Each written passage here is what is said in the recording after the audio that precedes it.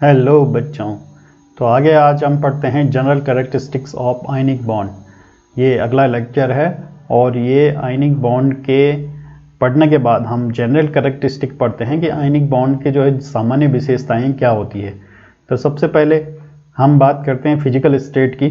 तो physical state में हम जितने भी जो आयनिक कंपाउंड होते हैं, एक तो वो कैसे एग्जिस्ट करते हैं, क्रिस्टलाइन फॉर्म में एग्जिस्ट करते हैं बच्चों। क्रिस्टलाइन फॉर्म में, क्रिस्टल फॉर्म में क्या करते हैं, एग्जिस्ट करते हैं, उनका अस्तित्व होता है। और क्रिस्टलाइन फॉर्म में वो क्या होते हैं, सॉलिड होते हैं, हमेशा ही सॉलिड होते हैं। इसका रीज़न क्या है, जैसे Na और Cl है तो Na प्लस और Cl माइनस आयन क्या है, आपस में एक अट्रैक्टिव फोर्स के द्वारा जुड़े रहते हैं। वो अट्रैक्टिव फोर्स है प्लस और नेगेटिव आयन, जिनका आपस में क्या लगता है, आकर्षण बल लगता है ना, अट्रैक्टिव फोर्स लगता है। और इस वजह से क्या होते हैं, वो एक दूसरे से जुड़े हुए रहते हैं। बस इस जुड़ने की वजह से, मतलब इस अट्रैक्टिव फोर्स की वजह से ये क्या करते हैं, क्रिस्टलाइन सॉलिड फॉर्म में एग्जिस्ट करते हैं, है ना। और दूसरा है, जैसे हम बात करें, दूसरा जो पॉइंट है हमारे पास वो है BP एंड MP। इसका मतलब है बॉइलिंग पॉइंट और मेल्टिंग पॉइंट, क्वथनांक और गलनांक, है ना।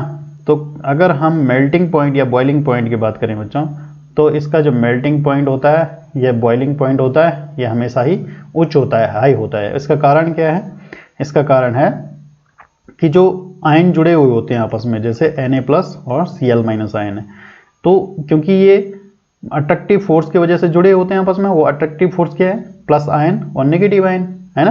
दो अपोजिट आयन का जो आपस में क्या होता है, अट्रैक्टिव फोर्स होता है, उसकी वजह से वो आपस में चिपके हुए होते हैं। अब इस फोर्स को, जो ये फोर्स लगा हुआ है यहाँ पे प्लस माइनस वाला, इस फोर्स को या इस बल जो यहाँ पर फोर्स लगा हुआ है, उसको तोड़ने के लिए, जो अट्रैक्टिव फोर्स लगा हुआ है उसको तोड़ने के लिए क्या चाहिए होती है, हाई एनर्जी चाहिए होती है। तो हाई एनर्जी होने की वजह से इसका जो बॉइलिंग पॉइंट है या मेल्टिंग पॉइंट है वो हमेशा हायर ही होते हैं, है ना। मतलब प्लस माइनस आयन को सेपरेट करने के लिए, क्योंकि जब सेपरेट होंगे तभी तो मेल्ट होगी कोई चीज़। जैसे Na है और Cl है, जब ये अलग अलग होंगे ना, यहाँ से टूट जाएंगे ना, तभी तो मेल्ट होगा या बॉयल होगा, है ना। तो ये आपस में सेपरेट होंगे नहीं इजीली। क्यों नहीं होंगे भाई, इसलिए नहीं होंगे क्योंकि ये बहुत अट्रैक्टिव फोर्स की वजह से आपस में चिपके हुए हैं, है ना। और तीसरा पॉइंट है बच्चों, electrical conductivity. Electrical conductivity, electrical conductivity में सबसे पहले हम बात करते हैं बच्चों, दो पॉइंट है इसमें। एक तो है सॉलिड स्टेट में, अगर हम सॉलिड स्टेट में बात करें, और दूसरा है लिक्विड स्टेट में, और सेमी या इसे बोलते हैं फ्यूज्ड स्टेट में। तो सॉलिड स्टेट में बच्चों देखो इलेक्ट्रिकल कंडक्टिविटी नहीं होगी। क्यों नहीं होगी, और लिक्विड स्टेट और फ्यूज स्टेट में होगी।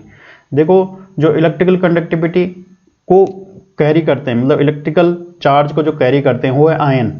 अब आयन यहाँ पे क्या नहीं है, फ्री नहीं है, नहीं फ्री। और जब फ्री नहीं होंगे तो ये चार्ज कहाँ से ले जाएंगे। तो जो जो आयन है वो फ्री ना होने की वजह से क्या है, इलेक्ट्रिकल कंडक्टिविटी शो नहीं करते हैं। और लिक्विड और फ्यूज स्टेट में क्या होता है कि जैसे ही वो फ्यूज्ड यानी गलित अवस्था में या लिक्विड अवस्था में जब वो परिवर्तित हो जाते हैं, तो उस कंडीशन पर होता क्या है बच्चों, कि यहाँ पर चार्ज आयन क्या हो जाते हैं, फ्री हो जाते हैं, है ना। और फ्री होने की वजह से ये चार्ज को क्या कर सकते हैं, चार्ज को क्या कर सकते हैं बच्चों, कैरी कर सकते हैं, ले जा सकते हैं ना। और इस वजह से इलेक्ट्रिकल कंडक्टिविटी क्या होती है, लिक्विड स्टेट और फ्यूज स्टेट में होती है ना। अगला जो पॉइंट है हमारे पास वो है सॉल्युबिलिटी का, विलेयता का। सॉल्युबिलिटी, अगर हम सॉल्युबिलिटी की बात करें तो सॉल्युबिलिटी इसकी होगी कहाँ पर, क्योंकि आयनिक कंपाउंड है, तो जो पोलर सॉल्वेंट होंगे भाई, पोलर सॉल्वेंट, उनमें इसकी क्या होगी, सॉल्युबिलिटी होगी, है ना। पोलर सॉल्वेंट कौन कौन से हैं, जैसे H2O, है ना, ये क्या है, पोलर सॉल्वेंट है ना।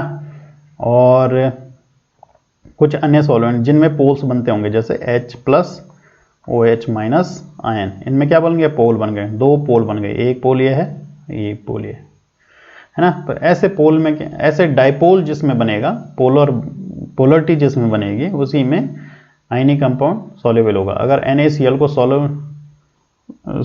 इसको सॉल्युबल होना होगा तो कहाँ होगा, पानी के साथ होगा, क्योंकि पानी क्या है, पोलर सॉल्वेंट है, और आयनिक कंपाउंड खुद भी क्या है, पोलर है ना। इसके बाद अगला पॉइंट जो इसमें है वो है हमारे पास सॉल्युबिलिटी के बाद, वो है बच्चों डायरेक्शनल होते हैं या नॉन डायरेक्शनल होते हैं, डायरेक्शनल या नॉन डायरेक्शनल। तो बच्चों ये जो बॉन्ड होते हैं ये नॉन डायरेक्शनल होते हैं। कैसे होते हैं, नॉन डायरेक्शनल का मतलब है कि अगर ये Na+ चार्ज है तो इसके पास जो Cl है वो किसी भी डायरेक्शन से आ सकता है, यहाँ से, यहाँ से, यहाँ से, यहाँ से, है ना। तो NaCl कहीं भी बन सकता है ना। NaCl क्या बन सकता है, कहीं। तो बच्चों अब अगला जो पॉइंट है वो है आयनिक रिएक्शन। तो आयनिक रिएक्शन बच्चों कैसे होती है, यहाँ पर हमें ये बताना है आयनिक रिएक्शन कैसे होती है। तो आयनिक रिएक्शन हमेशा ही फास्ट होती है या स्लो होती है, ये बताना है हमें यहाँ पे। तो आयनिक रिएक्शन बच्चों हमेशा फास्ट होती है, स्लो नहीं होती। क्यों होती है fast, due to charge ion. Charge ion क्या होते हैं, एक दूसरे से बहुत जल्दी अट्रैक्ट होते हैं। स्लो रिएक्शन कौन सी होती है, जो कोवैलेंट बॉन्ड वाले कंपाउंड होंगे, है ना। तो स्लो नहीं होती है, हमेशा फास्ट होती है। ओके, तो